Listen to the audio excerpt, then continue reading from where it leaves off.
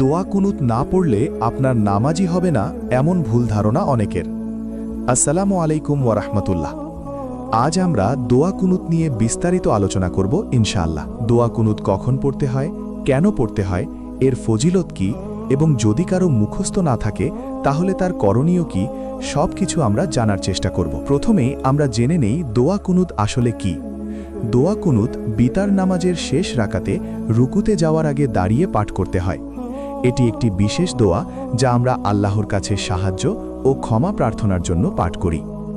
এখন প্রশ্ন হল, দোয়া কুনুত পড়া কি ওয়াজিব নাকি সুন্নাত? এ বিষয়ে আলেমদের মধ্যে মতভেদ রয়েছে। হানাফি মাযহাব অনুযায়ী বিতার নামাজে দোয়া কুনুত পড়া ওয়াজিব, তবে অন্য মাযহাবগুলোতে এটি সুন্নাত হিসেবে বিবেচিত। তাই হানাফি মাযহাব অনুসরণকারীদের জন্য দোয়া কুনুত পড়া জরুরি। যদি কেউ দোয়া কুনুত পড়তে ভুলে যায় অথবা সময় না পায় তাহলে কি করবে? এক্ষেত্রে হানাফি মাযহাব অনুযায়ী সাহু সিজদা দিতে হবে।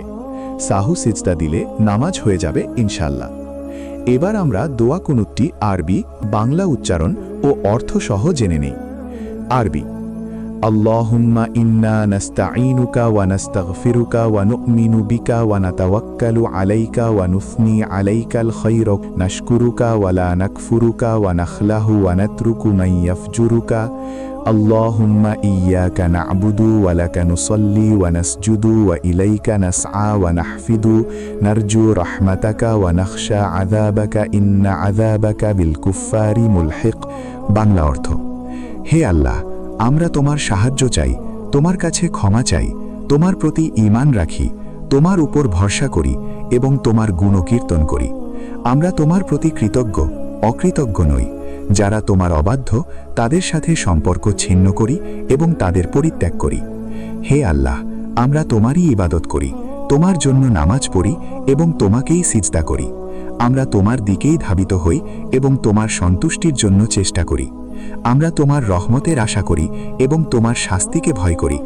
নিশ্চয়ই তোমার শাস্তি কাফেরদের উপর পতিত হবে। যদি কারো এই দোয়া মুখস্থ না থাকে তাহলে তার কি করা উচিত? এক্ষেত্রে সহজ সমাধান হল দোয়া কুনুতের পরিবর্তে অন্য কোনো দোয়া পড়া।